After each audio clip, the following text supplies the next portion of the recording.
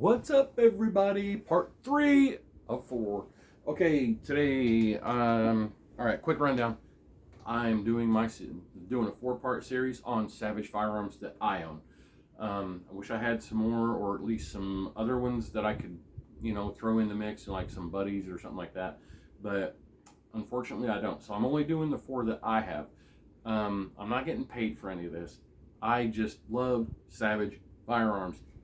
Um, I have 4, and I hopefully one of these days, hopefully soon, maybe by Christmas. It is getting towards the end of September, so I've got some time still. Maybe by Christmas I'll have that 560 field in 12 gauge. Really wanting that one. So anyway, I've gone over.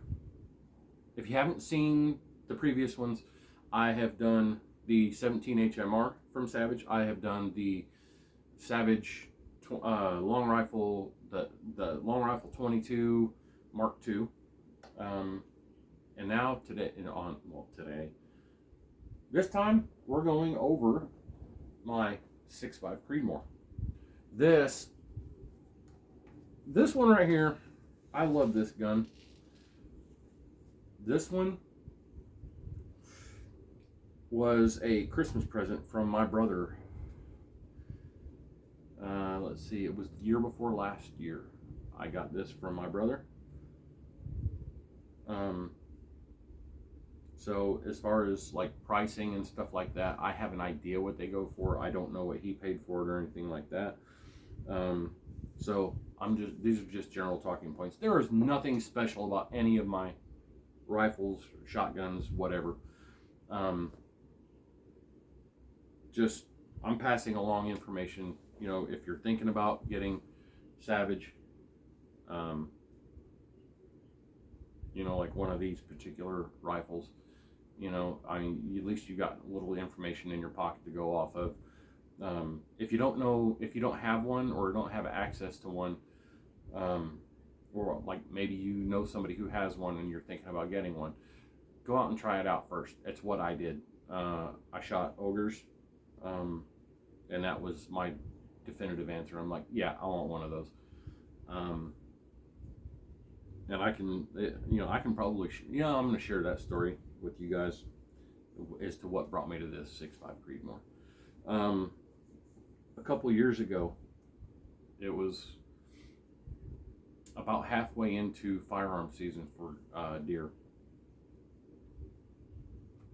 I was hunting on a friend of mine's property, and the only rifle I had for hunting deer was my 35 Remington that I inherited when my late brother-in-law passed away.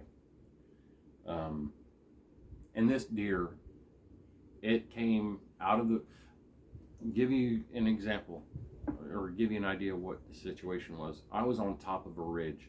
It was a cliff, okay, and it literally went like straight down for like 100 feet. And at the bottom, there was a little bit of a flat ground. There was a creek that was about 20 yards wide, not real deep, but it was like 20 yards wide. And then another flat bottom, a little small, like 3 or 4 foot rise on the other side. And then there was a cornfield, and a tree line. And so I'm laying on top of, literally just laying in like a little pit on top of this cliff, and glassing the tree line on the other side, and all along the side over here. I'm glassing, looking for movement, and I see a buck come out, and he came out of that tree line, and I don't know, I couldn't tell you how long it was, but I watched him slowly work his way towards me. Now the wind is blowing directly in my face. He did not wind me at all. There's no way.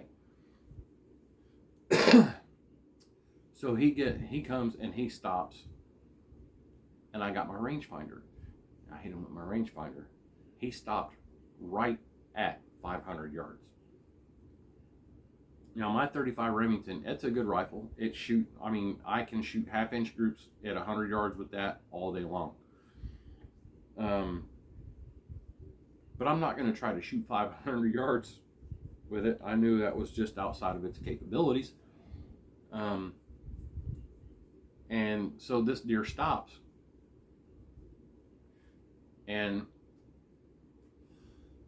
he just stands there for 10-15 minutes. He stands there, and I'm thinking, well, he'll get moving again. He'll come in. He never did move. Not towards me. He turned and went straight to the east, and I got mad. And I was talking to Ogre, and I told him, I said, I need something that's going to reach out more than 500. I'll reach out to 500 yards. I said, because that was ridiculous. And because everybody knows what it's like. You see that buck coming in, and your blood starts pumping. I was mad. So Ogre tells me, he's like, when I told him, I said, I need to get another gun that's going to reach out and be able to take that shot. And he said, get you a Creedmoor. What? Yeah, get you a 6.5 Creedmoor.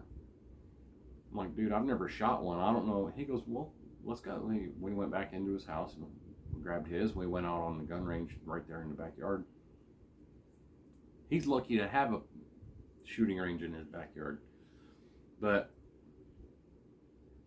he brought it out, and we went to the range. We set up, and I shot it. The recoil on this thing is about the same as the 35 Remington. Between the 6.5, the 35 Remington, my 350 Legend, and my 12 gauges, I feel that the recoil is probably about equal on all of them. With the exception of the 350 Legend, it shoots a little bit softer. It is a semi-auto, so. But yeah, I liked it. So I'm like, that's what I'm getting. I want to get that. I got to save up the money. This is just right before Christmas. So anyway, deer season, for firearm season ends. And I'm still thinking, like, I'm going to get that by next year. I'm going to get it by next year. Christmas rolls around. And my brother says, hey, you need to come out to the house. So I go out to the house. And I walked in, and I'm thinking, this is just another one of our, visit and hang out, drink some coffee and whatnot sessions. Well, he ends up bringing out this gun, and he says, Merry Christmas. Knocked me over. So I owe it to him for having this. So yeah, this gun, it means a lot to me. This is like the first really big present that I've ever gotten from Ogre. And I love him for it even more. And yeah. So that's how I ended up coming into my Creedmoor. Again, nothing fancy about this. The only thing I have done to this is, of course, I added the sling and a bipod. And I believe this is a Burris, I think. I don't remember offhand. I don't remember what type of...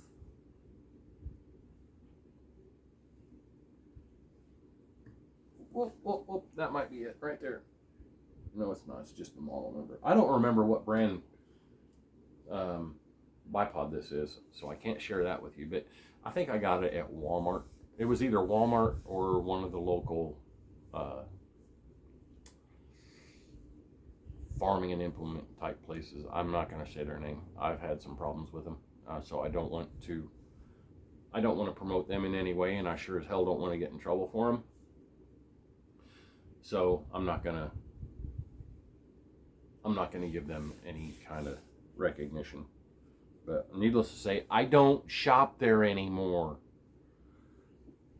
Maybe you should treat your people a little bit better.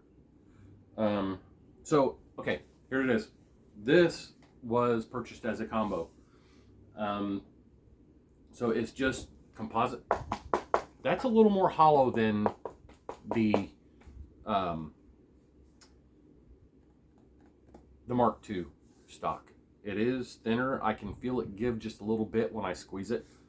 I don't have a problem with it though, because it seems to hold up fine. Now real quick, also, This is the Savage Axis in 6.5 Creedmoor. What I like about this is the recoil on this gun is not so bad that my 11-year-old grandson, he could shoot this. This is the way it came. This standard length of pull. But I want to point out that if you have a son or a daughter or grandson or granddaughter that's any, I would say 11 to 13, that can handle, if they can handle the recoil. And we all know there's only one way they're gonna find out if they can handle the recoil. But they have the shorter arms. I would say this, if your state allows it on public property, or if you have the private property to hunt, this would be a good rifle to do it. Because some state laws, like here in Indiana, you cannot hunt public property with the 6.5 Creedmoor because we have a state law is straight cartridge only. Private property, you can use it. So there's that for you. There's that information. Take it how it is. Okay. But anyway, if they can handle the recoil, but their arms aren't quite as long, this, okay, I hope okay, you can see this. You pull the two screws out back here. You pull the rubber butt plate, and this does have some really good give to it. Okay. Maybe it could be a little better. I don't have a problem with it. That's on you. But you can take the screws out, you pull your butt plate off, and you can take a full inch out of the length of pull on this. So you can shorten this up. So where, get the light back on it, you see where it goes from shiny to dull. Okay, where the shiny ends, that is where your butt plate is going to go. You take this spacer out and you move that forward. So that is where my fingers are. That is where the butt stock would be. So you're seeing that much difference in it. Okay.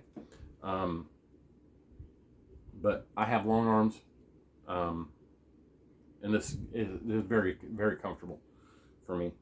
Now, if I wanted a little more length to pull, I could always get a hold of Savage and say, hey, I need, I want another spacer. Probably have to put longer screws in, but I could add. They do make different length spacers, but this is what it comes with. I could add more if I wanted to, but again, this is fine for me. So that's cool. I like it. So yeah, length of pull can be adjusted for younger shooters. Again, a good rifle. Ammo's not too expensive for it. And it has your safety. Let's see, and make sure, as usual, you can see it's empty. Okay. The safety is back here on top, kind of hard to see but yeah, it's just a simple slide. It is a plastic, but it's not in a position where you're going to run a risk of hitting it and breaking it, so I don't worry about that.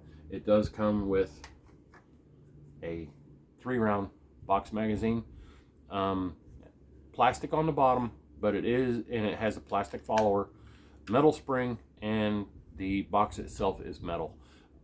There is, I'm not dogging on them. They're not my cup of tea, but when I was looking at the different 6.5 Creedmoors, basically, because before Ogre got this for me, I had looked at the Ruger American. I didn't really care too much about the Ruger American because the box magazine, aside from the spring inside the magazine, it's all plastic. Didn't really care for that. And the magazine on the Ruger American was a little, like when you go to put it in, this right here, you just drop it in and push. The Ruger American felt kind of clunky, and it was like you had to work to get it in. That was one of the things.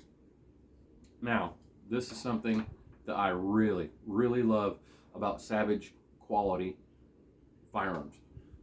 Okay, Now, I have not worked with any of this stuff. Like, as far as I have not taken it apart, I haven't modified or touched anything up. Okay, but watch this. Okay, the bolt has a, like, it's like a positive lock. When you put a round in it, okay, you can hear it. It cams over right there. Okay, I like that. But here's what I really love. It is so, I mean, that thing is like butter. And I honestly haven't taken this apart and cleaned it, you know, in a while. When I get done shooting my guns, I'll pull the bolt out, I'll clean the barrel, I'll clean the bolt, you know, all that. I'll give a light coat of oil, and I put it back in the case. So yeah, I haven't taken this apart and polished it or anything. I mean, it is just literally, that's all there is to it. So it is smooth. And again, this is a 20-inch barrel. The scope, it came with this scope, not these scope mounts. I changed these scope mounts. The ones that were on here, I ended up switching to another gun because I needed more height. And those were a little too high on this, because with the traditional stock, okay, when I'm taking a shot, I'm right here, and I'm looking right down the scope.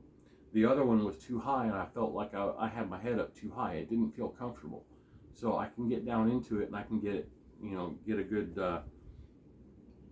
shoulder mount on it. So that's one of the reasons I did that. But I took the scope rings from this one, put them on one of my other rifles, because all my other scope rings, they were too low, and that's actually on my AR. They were too low. So, and if you know about the ARs, you know, basically it's a straight line. So your cheek well is higher, and when that scope is down on there, you're not, I mean, you're like tucking way down, and that's just as bad as being up too high. So I changed out the rings. That was it. Yeah, this did not come. I don't know if it was because Ogre didn't notice it or what. His has the AccuTrigger. This one does not. But again, I'm good with that, because again, if you watch my finger, okay, there's no pre-travel. It's crisp. It's a little bit heavier. That's probably, let me see. That's maybe 4.5, 5 pound trigger pull.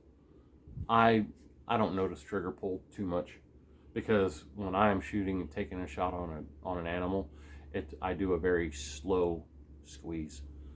I don't yank it. Not like when I'm shooting a shotgun at waterfowl. And when I'm shooting waterfowl, I tend to punch my trigger. But it works for me, and I know the difference just because of the way I feel, the way it feels. Okay, to remove the bolt on this, okay, you bring your bolt up, and you can bring it back. Now there's, right here on the side, you'll see that little switch, or like little button. Okay, to remove your bolt, you push that down and you pull the trigger, and your bolt. I have figured this out where I can do it with one hand. Okay, the bolt just slides out. No big deal. And it's a very it's a very smooth bolt. And if you look, you see how it's polished. Okay, and I think like the Ruger American that I was looking at, you could still see the milling marks all the way down, and it was almost like a file, like grinding. I don't like that. And my 17 and the 22, the bolts are just as smooth as this. So I got to give it up to Savage. They hammered it out right. You know what I mean? And I mean, you can tell I haven't worked it or anything. You can even see where it still has the Savage logo on it. And to me, I mean, quality be quality, man.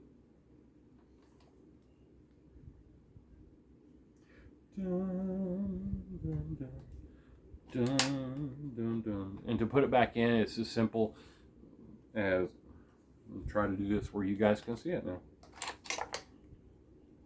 Okay, to put this bolt back in, it is as simple as line it up. Okay. Ugh. Kind of hard to do when you're out of frame here, Hoss. Okay. Ugh. And it is, this gun has a good weight to it, so there is that.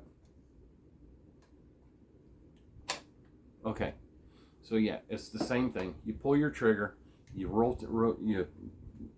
I'm right-handed, so I pull the trigger with my middle finger, and I push that button down with my thumb, drop it in, and it's in.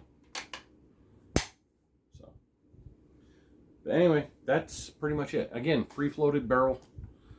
I've heard some people say that they want to go, or like they'll go and they'll glass in or they'll bed the stock. I don't really feel, I'm not that much into the precision of it for having to feel like I need to bed the stock.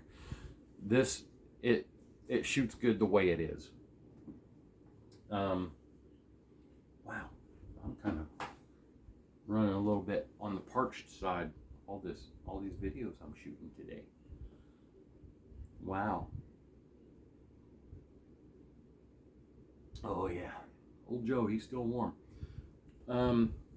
Okay, so that's it on those, or on the 6.5 Creedmoor. And again, if you haven't watched them, go back and watch my other videos on the 17 HMR, the 22 Mark II, and of course now the 350 Legend, or not the 6.5 Creedmoor. So I'm gonna bounce this video up. We'll get it posted, and then I'll start getting the next one done. And I may even shift gears after that, because I have one more to do on Savage that I own.